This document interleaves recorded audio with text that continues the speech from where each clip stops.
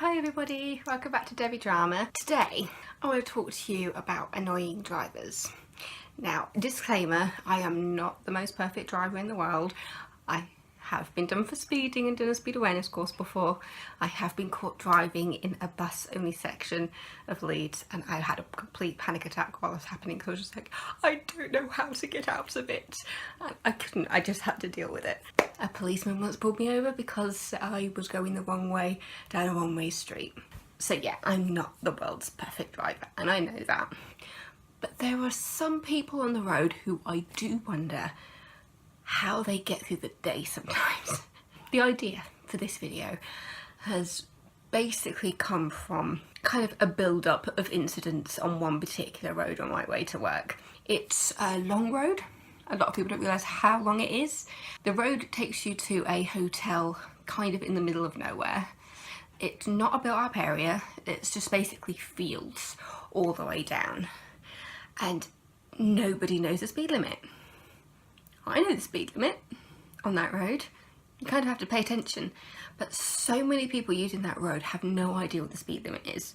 It's a 60 road, and the amount of times I have come across people doing 30, 40, 50, 70 and the occasional 20.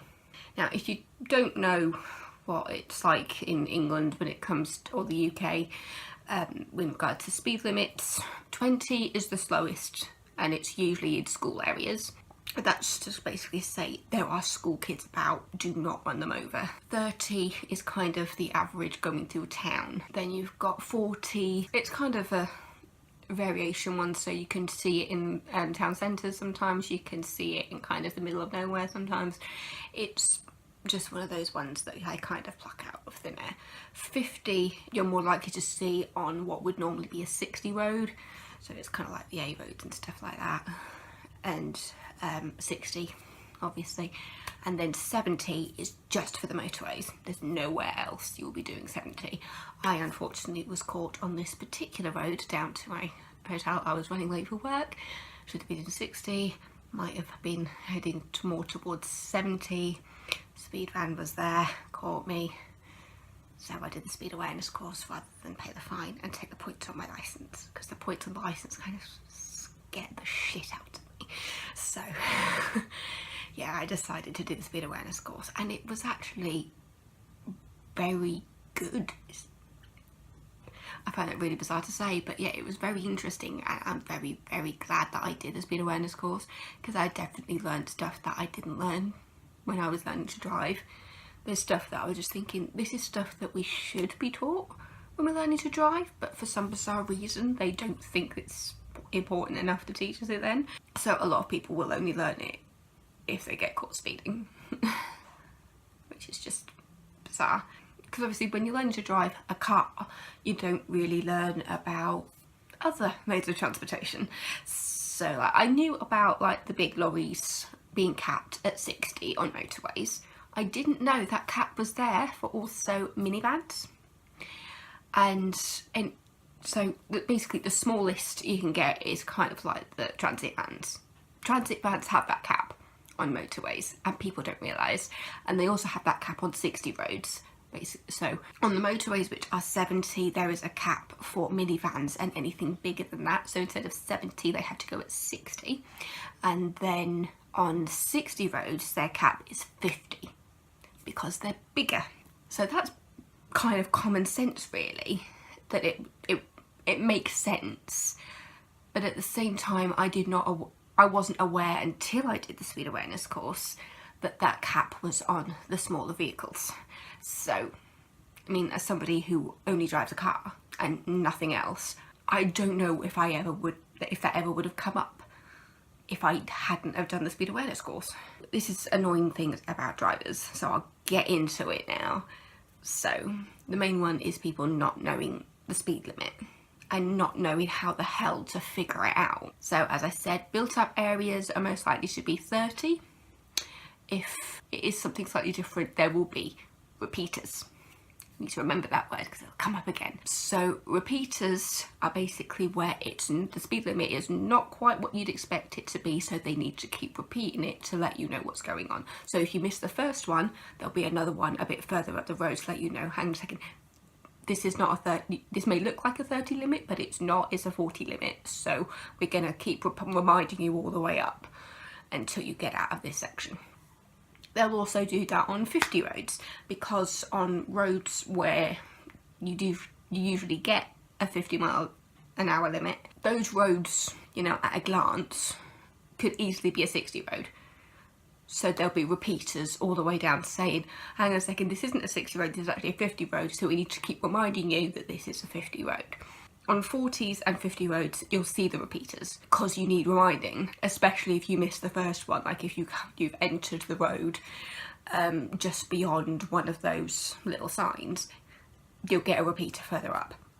Now obviously the road that I keep talking about is a 60 road, so there's no repeaters on it. There's a roundabout that leads onto the road, and if you pay attention at the roundabout, it does tell you that it's 60, because one side of it goes into a town, so it goes from 60 and then it goes down to 40 and then it goes down to 30. I think that's right.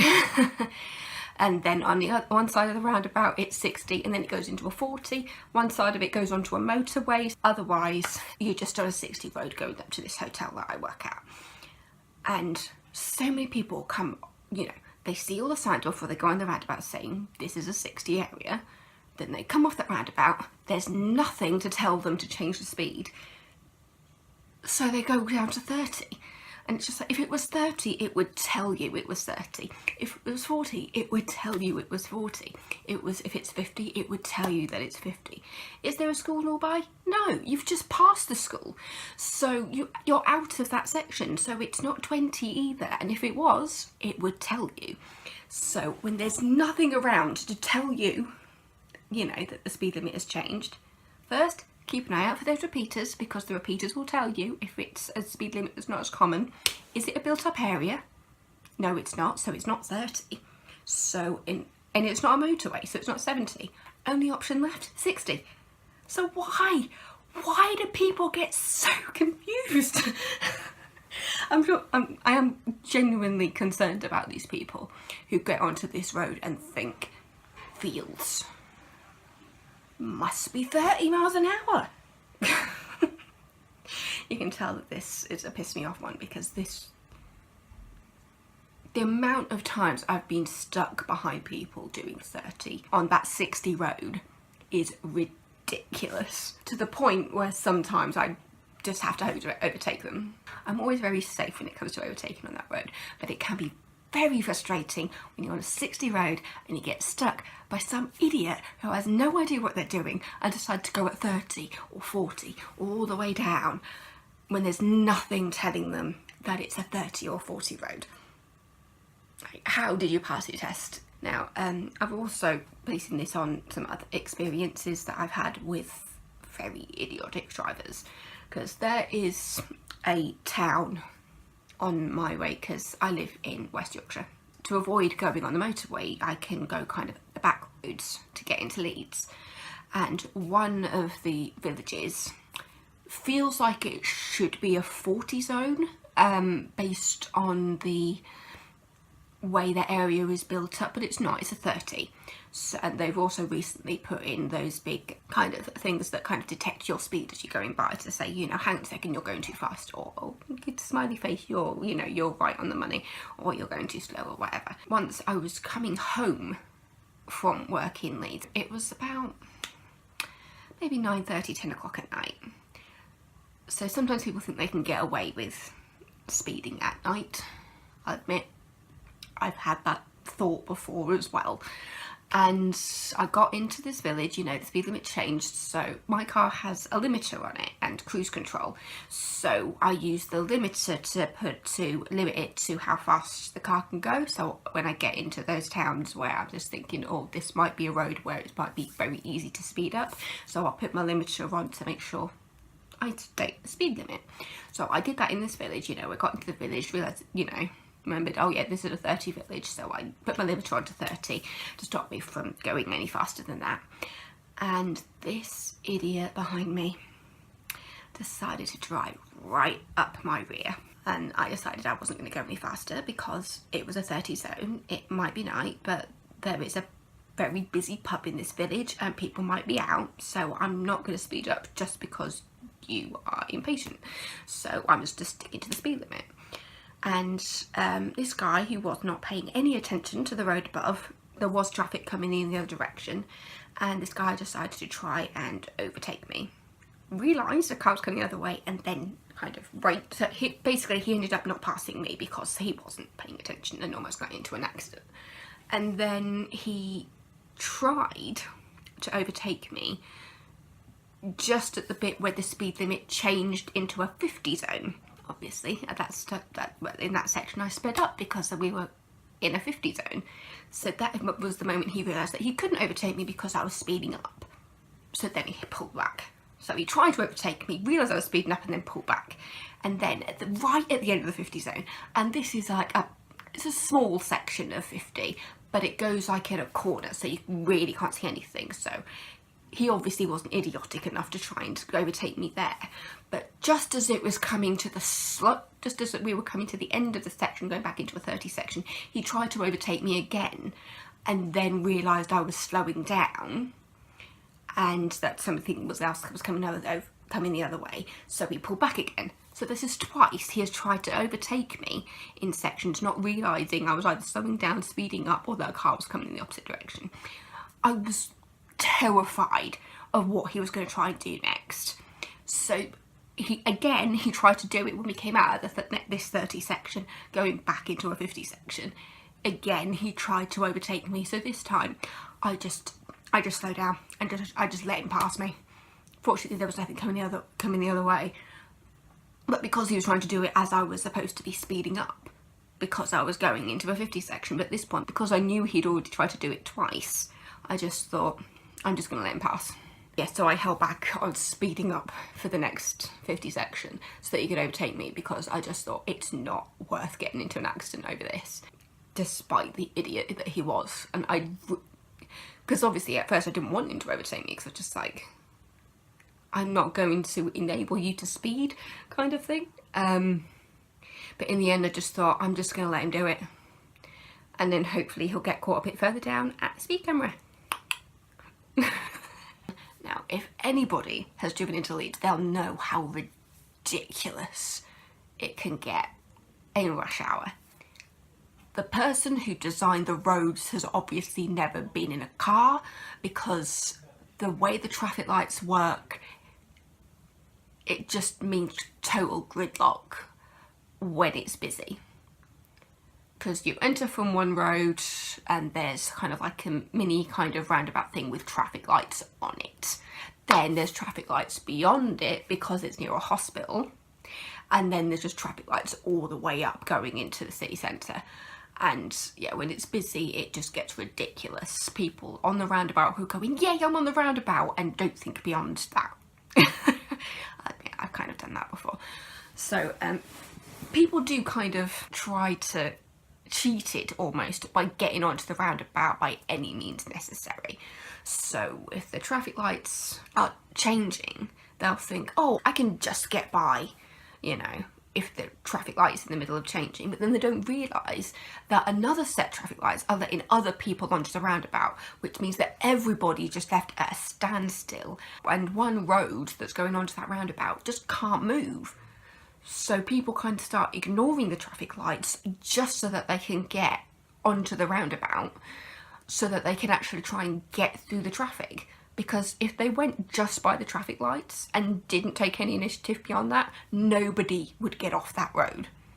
I don't know if that makes any sense. People who've driven into Leeds will understand that. Basically, I've been in one of these situations, you know, where basically the idea is that once you're beyond the traffic light, you're basically on the roundabout. If there's a gap, you just take it and you just move and you just get onto the roundabout. So I'd done this and I'd gotten up to the other set of traffic lights, which turned green. So I went forward, and then there was traffic just beyond the traffic lights, so I had to stop. Meanwhile, the traffic lights I'd just gone through had just changed, allowing traffic to come sideways. So I'd gone forward and people were coming and trying to join the road. So somebody comes up the right side of me, because it's like 3 lanes of traffic, realises they're on the wrong lane and starts to indicate to come across. Meanwhile, I can't go anywhere because the traffic is at a standstill. This guy is beeping at me and I'm just like, where do you want me to go? The traffic is not going anywhere. I can't move, I can't back up, I can't go forward. You know, there's no space for you to come in. So you're just going to have to sit there and wait till the traffic starts moving again. This guy is just completely ridiculous, still honking his horn, going, let me in, and I'm just like, I can't let you in. There is no room. You're just going to have to wait until the traffic is moving again, and you're going to have to come in behind me, because at this point I'm kind of ahead of you, so I might as well kind of get out of the way, and hopefully the person behind me will let you in. Finally, when the traffic starts moving again, I try to get out of the way of this guy, trying to get a bit of a gap behind me so he can come in there. Again, he starts beeping because he was trying to speed up to get in front of me, which wasn't going to happen. So he finally gets behind me, pulls over into the left lane, stops traffic. He just stops the car and stares at me. Meanwhile, I'm locking my car and I'm getting ready to call 999 because this guy is scaring the crap out of me. Eventually, the woman in the passenger seat looks at him while I'm looking at him thinking, oh my god, because the traffic has stopped moving again. So I was just stuck there and I was just thinking, oh god, this guy's going to get out of the car. Is this guy going to try and kill me or something? After a couple of minutes of being stood there and other people starting to beep at him because he was being an asshole, he finally moved on. But it was completely unnecessary, all of it, and all just to, what? So he was obviously in a rush, which was why he was trying to cut in front of me, even though there wasn't any room. Why he couldn't just wait another minute just to kind of get behind me and just carry on going. But instead he decides to go behind me, go into the left lane and just stop. I was like, what? What exactly was he thinking? What did he think was going to happen? And if he was in such a rush, why stop? Just to look at me. And it was just like, this isn't my fault. I didn't do anything. You move when the traffic moves, you stop when the traffic stops. There was nowhere for him to get in. The amount of people were always in the wrong lane on that road going to Leeds anyway. But it was terrifying. That brief moment when I just thought, what the hell is he actually going to do right now? And yeah, it's just one of those moments that I think I'll never forget because of how terrified I was. As soon as he stopped, I was just like, what's he doing? And then I realised, oh shit, he's angry. And I straight away just went to lock my car because I was just thinking there's no way I'm letting anybody try and yank my door open. And I was just thinking, do I need to grab my phone if he's gonna start threatening me or whatever? But yeah, I've never been in such a case of pure terror while driving. Oh, except for when I was driving in the snowstorm. That's a completely different story. But yeah, when you've got somebody like that who is beeping at you for no reason, basically holding up traffic just to stare at you, and you're just thinking, what is wrong with you? That's Debbie pissed off with drivers who don't seem to know what the hell they're doing and just angry for no reason. I'm not going to say I don't have road rage. I definitely have road rage to an extent, not as bad as that guy, but I do have little things where I'm just like, oh for fuck's sake, or whatever. It's always from the security of my own car. I have never flipped anybody off. I have never shouted anything from my car. The only time I've ever had to use my horn was when a lorry was not paying attention on the motorway and was not giving way to people who were entering the motorway. The second lane, the fast lane was clear. It was people joining the motorway and he just didn't move. There was 3 cars joining the motorway and we had to come to a standstill on the joining lane because this guy in a lorry couldn't be bothered to check his mirrors. By the way, if you're coming up to a section where people are entering the motorway and you can see cars coming, move over if there's room, because otherwise you're just being a dick. Again, disclaimer, I'm not the perfect driver, but there are some times when I just think even I wouldn't do that. Don't be a dick when you're driving. Yay! I hope you enjoyed this. If you want to see any more of these, let me know in the comments. You can let me know if you like it or you don't like it. To be fair, if you don't like it, you don't have to watch. But yes, so have a good night, have a good evening, have a good lunch, breakfast, whatever time of day it is for you. I hope it's a good one. But yeah, see you later guys. I've been Debbie Drama. Woo!